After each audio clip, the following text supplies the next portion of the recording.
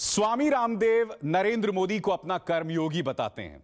वो नरेंद्र मोदी में देश का मुस्तकबिल देखते हैं। तो बड़ा सवाल ये कि क्या आज जब डोर टू डोर कैंपेनिंग कर रहे हैं स्वामी रामदेव नरेंद्र मोदी के लिए, तो उनकी अपनी जमीन कितनी मजबूत है। आज हम उनसे ये जानने की कोशिश करेंगे। हम आपको बता दें कि मेरे साथ जुड़ चुके हैं स्वामी रामदेव, और स्वामी रामदेव से एबीपी न्यूज करने जा रहा है 7 सवाल। सबसे पहला सवाल मेरा आपसे स्वामी रामदेव ये कि नरेंद्र मोदी को लेकर सियासी तौर पर कई भ्रांतियां हैं। भ्रांतियां मसलन वो दोहराव पैदा करते हैं, संभवतः क्या वो देश को जोड़ पाएंगे। आज जब आपने डोर टू डोर कैंपेनिंग शुरू की स्वामी रामदेव, तो आपने इस बाबत लोगों से क्या क्या कहा? देखिए विशाल भाई, मैंने 9 बजे से लेकर के और शाम के करीब 6 बजे तक लगातार करीब 9 घंटे तक कम से कम 50,000 लोगों से मैं मिला और करीब 1,000 घरों तक मैं गया। और उस दौरान एक भी व्यक्ति मुझे नहीं मिला जिसने नरेंद्र भाई के चरित्र को लेकर के कोई प्रश्न मुझसे किया हो।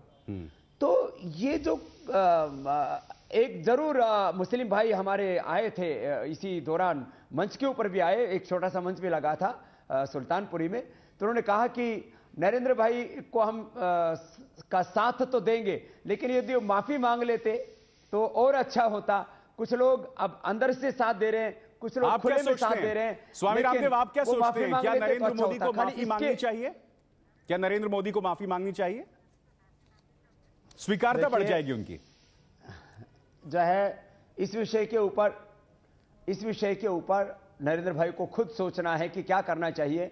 मैं तो हिंदुस्तान के हिंदू और मुसलमानों में एक ही खून देखता हूं और मैं मानता हूं कि हम सबकी पूर्वज एक है, हम सबका वतन एक है और हिंदुस्तान को हम तभी आगे बढ़ा सकते हैं जब हम मिलजुल करके रहें। और नरेंद्र मोदी भी इस बात को मानते हैं। लेकिन ये एक राजनीतिक प्रश्न बहुत बड़ा खड़ा हो गया है कि वो किस तरह से इस विषय को डील करते हैं। यह एक पूरा पॉलिटिकल इशू बन चुका है। यानी कि स्वामी जी मुसलमानों को लेकर आप कह रहे हैं पॉलिटिकल इशू बन चुका है, यानी कि माफी मांगना आपको नहीं लगता कि इसमें कोई दिक्कत है? अगर माफी मांग ले नरेंद्र मोदी तो उसमें उनकी जो बुनियादी पोजीशन है उसमें किसी तरह का कॉम्प्रोमाइज नहीं होगा। आप सोचते हैं ऐसा? मुझे लगता है अभिसार, ये प्रश्न आप उनसे पूछेंगे तो ज्यादा बेहतर उत्तर दे पाएंगे। मेरे लिए तो अब 2 उद्देश्य मेरे सामने हैं। एक, अपने देश को आध्यात्मिक रूप से उन्नत बनाना, और देश में जो एक आर्थिक दरिद्रता आई है, राजनीतिक अस्थिरता आई है, अराजकता आई है, एक सामाजिक असुरक्षा का भाव पैदा हुआ है और देश में एक तरह से एक निराशा, अविश्वास का वातावरण बना है। मुझे लगता है इस समय जो एक राजनीतिक शून्य है, वैक्यूम है, उसको मोदी के सिवा कोई दूसरा भर नहीं सकता। कोई और मोदी के अलावा दूसरा कोई विकल्प नहीं हो सकता। इसलिए हमने संकल्प किया कि अब चलिए स्वामी जी, हमने भी ये संकल्प किया कि देश में अब ये सत्ता और व्यवस्था परिवर्तन का काम परिणाम तक पहुंचना चाहिए। स्वामी जी, एबीपी न्यूज का दूसरा सवाल, आप बीजेपी के लिए इतनी मेहनत कर रहे हैं, आप पार्टी में शामिल क्यों नहीं हो जाते? देखिए अभिसार भाई, आप मेरे करीब 20 सालों के अतीत को जानते हैं। मैंने सत्ता और संपत्ति के लिए कोई काम नहीं किया। दुनिया सत्ता, संपत्ति, सम्मान, संभोग, सुविधाएं इनके पीछे दौड़ती है। मैं केवल सत्य के लिए काम करता हूं, भगवान के लिए काम करता हूं, देश के लिए काम करता हूं, धर्म और न्याय के लिए काम करता हूं। इसलिए एमएलए, एमपी, सीएम, पीएम बनना न पहले मकसद था न आज है, लेकिन देश को बनाना मकसद है। 15-15 मुख्यमंत्री मेरे एक एक बुलाव पर पतंजलि पीठ में आए हैं। देश के प्रधानमंत्री, राष्ट्रपति, सबने मेरी इज्जत की है। मेरे लिए कुछ राजनीति से क्या कुछ ऐसा है जो मैंने ना पाया, राजनीति मुझे दे सकती हो। नहीं, मगर स्वामी जी आपको नहीं लगता एक आपके पास स्वर्णिम मौका था? आज भी सुबह 5 बजे से योग सिखाता हूं। मैं कहता हूं अपने आपके पास योग धर्म के साथ अपना राष्ट्र धर्म निभाऊंगा और इसे देश को अच्छा बना। आपके पास एक स्वर्णिम मौका था जब आपने लगभग सियासत में कदम रख दिया था। आपको नहीं लगा कि उस वक्त आप थोड़ा और साहस, थोड़ा और जोर लगाते? क्योंकि अरविंद केजरीवाल काफी हद तक सफल दिख रहे हैं राजनीति में। आप दोनों ने लगभग एक समय सफर शुरू किया था सियासत का। आपने कम साहस लगाया, कम जोर लगाया। आपको नहीं लगता ऐसा स्वामी जी? ऐसा है, देखो, जहां तक आप अरविंद केजरीवाल जी की बात कर रहे हैं, मैं किसी के साथ अपनी तुलना नहीं करना चाहता। अरविंद केजरीवाल जी का अतीत आपके सामने है कि उन्होंने सर्विस में रहते क्या किया, फिर मदर टेरेसा के पास गए, वहां क्या किया, हमारे पास आए, अन्ना जी के पास आए, फिर दिल्ली में भी क्या किया, पूरा देश जानता है। और अरविंद जी को जो है सार्वजनिक प्लेटफॉर्म पर हमने इंट्रोड्यूस किया था। हाँ, दूसरी बात यहां आती है कि अब देश के लिए क्या करना चाहिए जी। इस समय देश के लिए सबसे बड़ी प्राथमिकता क्या होनी चाहिए जी। अब देखो 2, 4, 10, 20, 50, 100 सांसद भी मैं कहता हूं यदि किसी पार्टी के हैं तो बड़ा परिवर्तन नहीं ला सकता। अब तो देश में एक पूर्ण बहुमत वाली, ईमानदार, अनुभवी, स्थायी और मजबूत सरकार बने। और ये सरकार जो है, यदि चारों तरफ से लोग अलग अलग जो है अपने अखाड़े खोल करके बैठ जाएंगे तो मुझे लगता है कि इसमें बाधा खड़ी होगी। इसलिए अलग अलग कबीलों में लड़ाई ना लड़के अब तो संगठित होकर के लड़ाया जाए और जो राष्ट्र विरोधी ताकतें हैं जो हिंदुस्तान को बार बार जो है तोड़ने का काम कर रही हैं उनसे देश को बचाया जाए। स्वामी जी, मेरा तीसरा सवाल, एबीपी न्यूज का तीसरा सवाल, कहा जा रहा है कि जनरल वीके सिंह को बीजेपी में लाने वाले आप थे। अब एक और नाम अक्सर गलियारों में गूंज रहा है, किरण बेदी का नाम। अब आप उन्हें कब ला रहे हैं बीजेपी के अंदर? देखिए, डॉक्टर सत्यपाल जी और आदरणीय श्री वीके सिंह जी आज से नहीं, जब ये सेनाध्यक्ष बने थे उससे पहले, और आदरणीय डॉक्टर सत्यपाल जी जब वो पुलिस कमिश्नर नहीं होते थे उससे पहले करीब 15 सालों से मुझसे जुड़े थे।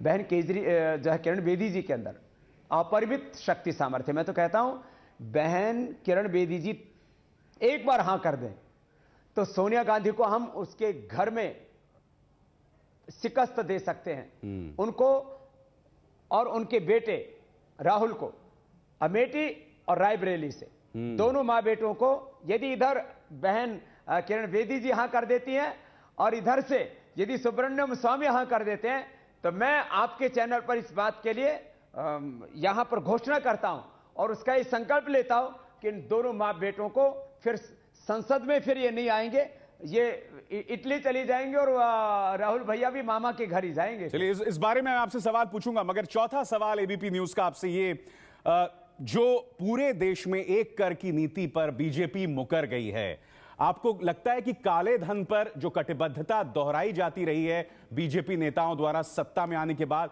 उससे बीजेपी पूरा करेगी? उसको लेकर आप आश्वस्त हैं, विश्वास है आपको? मुझे लगता है अभिसार भाई आपकी जानकारी पूरी तंदुरुस्त नहीं है। मेरी अभी भी आज भी बात वही है और लगातार आदरणीय गडकरी जी से, आदरणीय राजनाथ जी से, आदरणीय जेटली जी से, सब नेताओं से बात हो रही है। किसी कोई मुकरा नहीं है। 1-2 संशोधनों की वो बात कर रहे हैं, वो मैं पहले बोल चुका हूं कि इसमें स्लैब सिस्टम होना चाहिए और जो कॉर्पोरेट टैक्स है या इनकम टैक्स में कहीं थोड़ा बहुत कहीं संशोधन की आवश्यकता है तो 32 नहीं तो 30 टैक्स तो खत्म करने के लिए वो आज भी प्रतिबद्ध है। और सरकार बनाने के बाद में ये टैक्सेशन टेररिज्म और इकोनॉमिक एनार्की से मुक्ति दिलाने के लिए जो हमने सुझाव दिया था उसको हम क्रियान्वित करवाएंगे। मैं आपके चैनल पर इस बात को कह रहा हूं, चाहे उसके लिए हमें कितना बड़ा आंदोलन भी क्यों ना करना पड़े, और इनको करना ही पड़ेगा। आज भी वो सहमत हैं। स्वामी रामदेव, हमारा पांचवा सवाल, जाहिर सी बात है कि आप नरेंद्र मोदी के लिए कैंपेनिंग कर रहे हैं। क्या कहीं ना कहीं जहन में डर है कि अरविंद केजरीवाल जो हैं उनकी इस महत्वाकांक्षा में, इस पूरे उसमें रंग में भंग डाल सकते हैं? क्या अरविंद केजरीवाल एक गतिरोध साबित कर सकते हैं? या सीधा कहा जाए, क्या आप अरविंद केजरीवाल को प्रभाव को निरस्त करने के लिए मैदान में हैं नरेंद्र मोदी को बचाने के लिए? देखिए अभिसार भाई, ये प्रश्न आप मुझसे 6 महीने पहले पूछते तो मैं कुछ और उत्तर देता। आदरणीय केजरीवाल जी की करनी और कथनी में इतना अंतर आ गया है, और जैसे कि मैंने कहा उनकी सर्विस टाइम से लेकर के फिर वो मदर टेरेसा का साथ में मिलना हो या बाबा रामदेव के साथ या अन्ना हजारे के साथ या दिल्ली में सत्ता पाना हो, उन्होंने इतनी गलतियां कर दी हैं कि अब उनका के प्रति जो लोगों का भरोसा था वो टूट रहा है। और ऐसे में अब वो खाली बयानबाजी कर सकते हैं, चर्चाओं में रह सकते हैं, मीडिया में दिख सकते हैं, लेकिन वो राजनीति में बहुत कुछ कर पाएंगे। मुझे तो ऐसा लगता है 5 से 10 से के बीच, इससे ज्यादा वो कहीं नहीं बढ़ सकते, क्योंकि स्वामी जी, आप उनका राजनीतिक चरित्र कैसा देखते हैं? अभी तक भी लाखों किलोमीटर की यात्रा की और अभी भी अरविंद का राजनीतिक चरित्र कैसा है? उन्होंने खुद को एनार्किस्ट बताया था। अब तो वो विशुद्ध, देखिए वो देश के अंदर एक विद्रोह और बगावत पैदा करना चाहते हैं, जो कि इस देश का स्वभाव नहीं है। देश धैर्यपूर्वक सच्चाई के रास्ते पर चलता है अरविंद केजरीवाल जी इस समय कांग्रेस की मदद जरूर कर सकते हैं थोड़ी बहुत, और कांग्रेस भी दिवा स्वप्न देख रही है कि वो केजरीवाल जी के द्वारा बहुत कुछ हासिल कर पाएगी। मुझे ऐसा नहीं लगता है। कांग्रेस ने देखा कि अब वो पूरी तरह से पराजित होने वाले, उनका राजनीति का आधार डूब रहा है, तो केजरीवाल नाम के एक स्पीड ब्रेकर को उन्होंने तैयार किया। लेकिन और उस इसी स्पीड से ब्रेकर जुड़ा की हवा मेरा निकल छठा गई सवाल है जो और आप ये बात आज कह जो रहे हैं है, स्वामी जी, देश के लोग ये कहने लगे हैं, यही इसी से जुड़ा मेरा छठा सवाल है कि आप मानते हैं कि झाड़ू कितनी अच्छी हो, 2 महीने से ज्यादा नहीं चलती। क्या आप मानते हैं कि अरविंद केजरीवाल को कांग्रेस ने ही खड़ा किया है? क्या आप भी ये मानते हैं? ये सच है। मुझे तो बहुत देर में पता लगा। दरअसल हमने तो भोलेपन में जो है अरविंद केजरीवाल जी का शुरुआती दौर में साथ दे दिया। उनकी आइडियोलॉजी, उनके प्रिंसिपल्स, उनकी पॉलिसीज और उनका जो हिडन एजेंडा है, या उनके भीतर जो सत्ता की लालच है, भूख है, वो तो हमने देखी नहीं थी। अरविंद केजरीवाल जी ने कितनी बार कोशिश की कि जो है वो उस समय एक सोनिया गांधी जी ने कमेटी बनाई थी, क्या बोलते हैं उसको, उसके अंदर वो जाना चाहते थे। नहीं, मगर स्वामी जी आपको नहीं लगता ये निहायत ही रक्षात्मक सोच है? ये बहुत ही रक्षात्मक सोच है। शुरुआती दौर से फिर ना, देखो ऐसा नहीं है। देखो आप चीजों को झुठला नहीं सकते, वो एक हकीकत है। और शीला दीक्षित के बेटे के साथ में इनकी नजदीकियां जगजाहिर हैं। और इसके अलावा जो भी एक पूरा का पूरा ताना बाना था, वो उसको बुनने में कांग्रेस ने एक बड़ी भूमिका निभाई। और आप सोचिए, रोज कांग्रेस गालियां खाती है और फिर केजरीवाल को करीब जो है 39-49 दिन तक समर्थन देती है। ये एक योजनाबद्ध तरीके से प्री प्लान था और इसको आप ऐसे नकार नहीं सकते हो। मगर लोग यही कहेंगे स्वामी जी कि आपने उनके साथ जब काम किया तब आप इस हकीकत को नहीं देख पाए। हाँ, तो इसीलिए मैंने कहा ना, मैं तो स्वीकार कर रहा हूं, हम तो भोलेपन में रहे। चलिए, और भोलेपन का नुकसान भी हमको झेलना पड़ा। जो कांग्रेस ने हमारे साथ धोखा दिया हो या इनके यहां हम जो है बातों को समझ ना पाए हो। आखिरी सवाल स्वामी जी मेरा, आपने खुद कहा कि अगर सुब्रमण्यम स्वामी और किरण बेदी जो है तैयार हो जाएं तो आप सोनिया गांधी को उनके गढ़ में चुनौती देने को तैयार हैं। अब जब आप राहुल और सोनिया को लगातार कोसते रहते हैं तो आप रायबरेली अमेठी में खुद क्यों नहीं उतर जाते? चुनाव की बात नहीं कर रहा हूं, मगर वहां जाके आप कैंपेनिंग क्यों नहीं करते? आप वहां खुद क्यों नहीं उतर जाते, जैसे कि आप डोर टू डोर कैंपेनिंग आज दिल्ली में कर रहे हैं? देखिए ऐसा है, मैं तो पिछले 20 वर्षों से चरैवेती लगातार चल रहा हूं और आगे भी चलूंगा। आगे भी मैं स्वयं करीब 100 लोकसभा सीटों पर जाऊंगा और सुबह योग शिविर और दिन में योग दीक्षा और राष्ट्र निर्माण सभाएं करूंगा। और हमारे कार्यकर्ता एक एक जिले में 500 कार्यकर्ता 500 घरों में जाएंगे, 2.5 लाख घरों तक जाएंगे। 23 मार्च को योग महोत्सव होगा, जिसमें हमारा लक्ष्य है कि 17 मार्च होली से शुरू होकर के और 23 मार्च तक करीब 10 करोड़ लोग उसमें भागीदारी करें, क्योंकि 12 करोड़ से ज्यादा लोग तो मेरे शिविर सभाओं में आ चुके हैं। तो मैं तो अपना काम बखूबी कर रहा हूं और 20 करोड़ से ज्यादा लोगों का वोट बैंक हम तैयार करेंगे। पहले राजा पेट से पैदा होता था, वोट से पैदा होता है। 20 करोड़ से ज्यादा लोग का जिसको वोट पड़ेगा उसकी केंद्र में सरकार बनेगी और इसके लिए हमने पूरी योजना बनाई हुई है। लेकिन अब वहां पर ये पार्टियों को तय करना है ना कि प्रत्याशी कौन खड़े करेंगे। हम तो इसमें सुझाव दे सकते हैं। मेरा एक आखिरी सवाल, क्योंकि उसकी चर्चा आजकल चल रही है, सुब्रत राय सहारा की गिरफ्तारी पर बीजेपी कांग्रेस लगभग खामोश है, सिवाय आम आदमी पार्टी और बीएसपी के किसी ने उस पर तल्ख टिप्पणी नहीं की है। इस खामोशी पर आप क्या कहेंगे स्वामी जी? क्या आपको लग रहा है कि सुब्रत राय सहारा को बचाने की कोशिश बीजेपी जैसी पार्टियां कर रही हैं उस पर खामोशी अख्तियार करके? देखिए, मामला यद्यपि न्यायालय में चल रहा है, लेकिन मैं एक बात सीधी सी कहना चाहता हूं। जो सुब्रत राय जी तर्क देते हैं उसका कांग्रेस के पास कोई उत्तर नहीं, और ये सारा कांग्रेस का करा धरा है। दरअसल जब सोनिया गांधी जी के प्रधानमंत्री की चर्चाएं चल रही थी, उस समय सुब्रत राय जी ने एक पत्र लिख दिया था कि आपको प्रधानमंत्री नहीं बनना चाहिए, और उन्होंने सार्वजनिक तौर पर बयान भी दे दिया था। सोनिया गांधी जी एक बहुत ईर्ष्यालु और श्रूर महिला हैं, वो प्रतिशोध की आग से धधकती रहती है और इसीलिए उन्होंने बदला लिया है।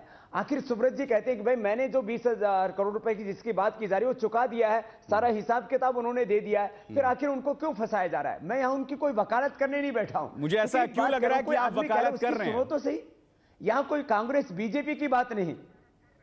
मैं इसलिए बात कह रहा हूं आपको कि सोनिया गांधी की उन्होंने खिलाफत की, उसका उनको खामियाजा भोगना पड़ा है। मुझे इसके सिवा कोई इसमें बहुत ज्यादा कोई गंभीर प्रश्न नहीं दिखाई देता।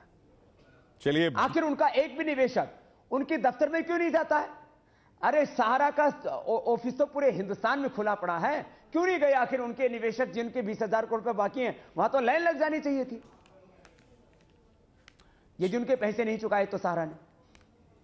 चलिए, बहुत बहुत शुक्रिया स्वामी रामदेव, आपने एबीपी न्यूज के लिए वक्त निकाला। तो एबीपी न्यूज ने स्वामी रामदेव से पूछे 7 सवाल पूछे हमने उनसे, क्योंकि वो कहीं ना कहीं नरेंद्र मोदी में देश का मुस्तकबिल देख रहे हैं, उन्हें कर्मयोगी अपना वो बताते हैं, लिहाजा ये सवाल उनसे पूछे जाने बेहद जरूरी थे।